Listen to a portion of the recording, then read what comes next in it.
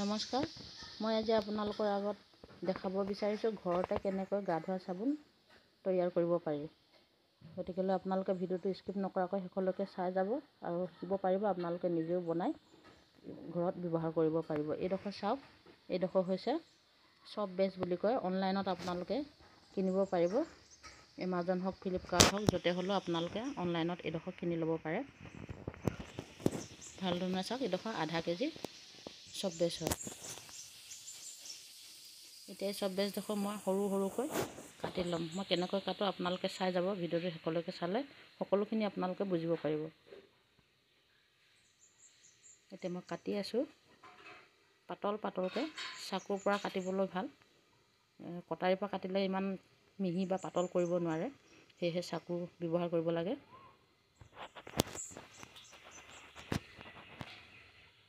প্ৰথমতে আপোনালোকে এনেকৈ চিটি চিটিকৈ কাটি ল'ব। তাৰ পিছৰ পৰ্যায়ে মই আপোনালোকক দেখাই আছোঁ কেনেকৈ মিহি মিহি কৰিব।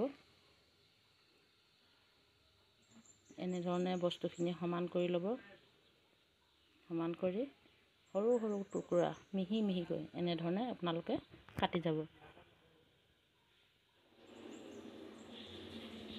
এয়া চাওকচোন মই কেনেধৰণে কাটিলোঁ। এনেধৰণে গোটেই চব বেচখিনি মই কাটি ল'ম।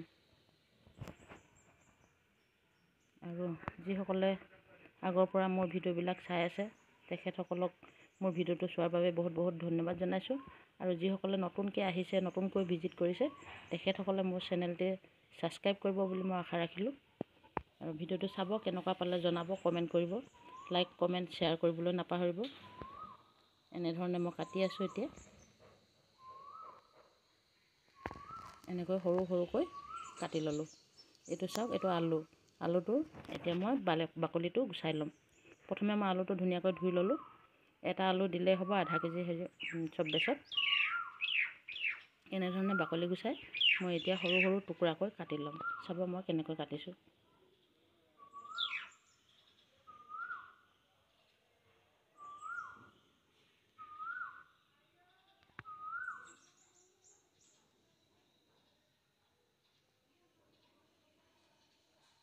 এয়া মই আপোনালোকক ওচৰৰ পৰা দেখাবলৈ যত্ন কৰিছোঁ। চাওকচোন, এনেকৈ মিহি মিহিকৈ টুকুৰা টুকুৰাকৈ, চাকুৰ পৰা একেবাৰে ইজি আলুটো কাটিবৰ কাৰণে এনেধৰণে মই কাটি লৈছোঁ।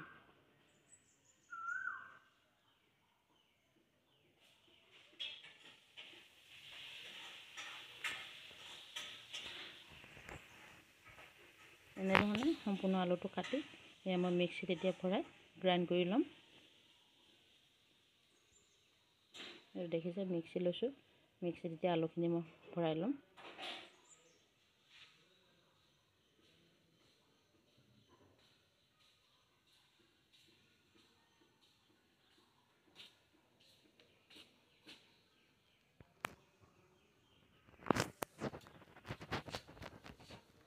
এতিয়া মই আলুখিনি পিচি আনি চেকি ল'লোঁ। এখন ভাল চাফা বগা কাপোৰে আপোনালোকে আলুখিনি চেকি এনেধৰণে ৰসটো ওলাই ল'ব। এইখিনি হৈছে আলুৰ ৰস। এতিয়া মই কি কি ব্যৱহাৰ কৰিম আপোনালোকে চাই যাব। এয়া হৈছে আগতে মই খুন্দি ৰখা পিঠাগুড়ি। পিঠাগুড়ি মই আধা কেজিত 2 চামুচ দিম। চাব আপোনালোকে, এটা জোখমতে আপোনালোকে বস্তুবোৰ ব্যৱহাৰ কৰিব লাগিব।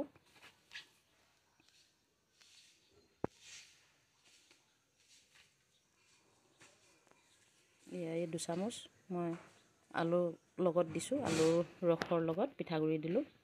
এতিয়া এইটো চাওক, এইটো গোলাপ জল। এই গোলাপ জল মই 1 চামুচ দিম। 1 চামুচ গোলাপ জল ইয়াৰ লগত ঢালি দিব।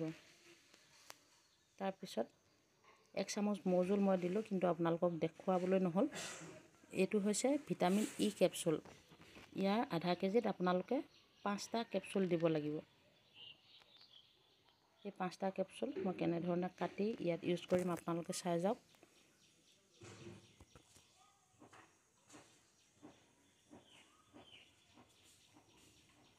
ভিডিঅ'টো স্কিপ নকৰিব, শেষলৈকে চাব। তেতিয়াহে আপোনালোকে সম্পূৰ্ণ ধৰণে কথাখিনি বুজি পাব আৰু নিজে বনাই চাবোনডোখৰ ঘৰতে বনাই আপোনালোকে ইউজ কৰিব পাৰিব। যিহেতু ঘৰত বনোৱা চাবোনডোখৰত কেমিকেল নাথাকে, সেয়েহে আপোনালোকৰ একো ছাইড এফেক্ট নহয়। পুৰুষ মহিলা সকলোৱে এইডোখৰ চাবোন ইউজ কৰিব পাৰে। মুখত বা গাত সকলোতে আপোনালোকে ইউজ কৰিব পাৰে। আৰু এইডোখৰ চাবোনে গা ধোৱাৰ পিছত আপোনালোকৰ গাটো ইমানেই নিমজ লাগিব, আপোনালোকে এবাৰ ধোৱাৰ পিছত সেই অভ্যাসটো এৰিব নোৱাৰিব। এয়া এতিয়া মই জুইকুৰা জ্বলাই লৈছোঁ, এইখিনি কাটি হৈ গ'ল। এতিয়া জুইকুৰাত মই কি কৰিম চাই যাব। এইখন কেৰাহীত মই সৰহকৈ পানী দি কেৰাহীখন জুইৰ ওপৰত উঠাই দিছোঁ। এতিয়া এইখিনি কাটি থোৱা চব্বেজখিনি এটা চচপেনত লৈ পানীৰ ওপৰত গৰম পানীৰ ভাপতে এই চব্বেজখিনি গলাব লাগিব। আৰু গলোৱাৰ সময়ত আপোনালোকে লৰাই থাকিব এনেধৰণে, সম্পূৰ্ণৰূপে চব্বেজটো গলি যাব লাগিব। এয়া দেখিছে কেনেকৈ সম্পূৰ্ণকৈ গলি গ'ল। এইখিনি এতিয়া ছাইডত মই দেখাই আছোঁ আপোনালোকক। আলু ৰসৰ লগত পিঠাগুড়ি, মৌজোল, গোলাপ জল আৰু ভিটামিন ই কেপচুল একেলগে মিক্স কৰি মই তাতে চব্বেজৰ লগত ঢালি মিহলাই দিলোঁ। এইকেইটা হৈছে চাবোন বনোৱা সঁজুলি বাঁহ। এইকেইটাতে আপোনালোকে এইখিনি ঢালিব লাগিব। এনেধৰণে চামুচৰ পৰাও দিব পাৰে, নতুবা আপোনালোকে ডাইৰেক্ট চচপেনটো যদি বাকিবলৈ সুবিধা থাকে এনেধৰণে বাকি দিব। দেখিছে ইমান সহজতে চাবোন বনি গৈছে। এয়া চাওক, মই ঢালি আছোঁ গোটেইকেইটা বাঁহত। আধা কেজি যিহেতু চব্বেজ, সেয়েহে মোৰ আজি মাত্ৰ 8 পিচ চাবোন ওলাব। 8 পিচটোও সম্পূৰ্ণ নহ'লগৈ, অলপ কমিলে। এনেকৈ হোৱাৰ পিছত মই 5 মিনিট ফ্ৰিজত ৰাখি দিয়াৰ পিছত এয়া চাবোনডোখৰ চাওক সম্পূৰ্ণৰূপে চাবোন হৈ উঠিলে। এতিয়া কেনেধৰণে চাবোনডোখৰ আপোনালোকৰ আগত মই ওলাই দেখাম চাওক। এই ধৰণে চাবোনডোখৰ চাবোন বনোৱা সঁজুলিটোৰ পৰা আপোনালোকে ওলাই ল'ব। দেখিছে নহয় কিমান সুন্দৰ চাবোন হৈছে, দেখিছে। আগফালে অলপ ফেন ফেন আছে। ফেনটো নোহোৱা হ'বলৈ আপোনালোকে ইয়াত মেডিচিন ইউজ কৰিব পাৰে, কিন্তু মই ইউজ কৰা নাই। এই চাওক, দুইটা বাঁহৰ পৰা মই আপোনালোকক ওলাই দেখাইছোঁ। এই 6 পিচ দেখিছে, আৰু এইফালে 2 পিচ আছে। মই একেলগত আপোনালোকক সজাই দেখাইছোঁ।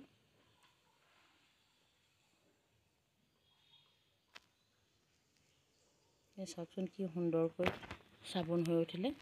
এই চাবোন আপোনালোকে সকলোৱে ইউজ কৰিব পাৰিব। আৰু ভিডিঅ'টো চাই কেনেকুৱা পালে আপোনালোকে কমেণ্ট কৰি মোক জনাব। আৰু যদিহে ভাল পাইছে আপোনালোকে মোক কমেণ্টত জনাব। মই পৰৱৰ্তী পৰ্যায়ত আৰু কেনেধৰণে বনাব পাৰি আৰু কি কি বস্তু ব্যৱহাৰ কৰি চাবোন বনাব পাৰি মই আপোনালোকৰ আগত ভিডিঅ' দাঙি ধৰিম। এতিয়া চাওকচোন কেনেধৰণে মই হাতখন পানীত তিয়াই চাবোনডোখৰ লগাই দিছোঁ, কেনেধৰণে ফেন উঠিছে দেখিছেনে। এনেকৈ সুন্দৰকৈ ফেন ওলায়। আপোনালোকে ধুই বহুতেই ভাল পাব। গতিকেলৈ ভিডিঅ'টো চাব, আৰু ভিডিঅ'টো শেষলৈকে চোৱাৰ বাবে আপোনালোক সকলোৱে শ্ৰীচৰণত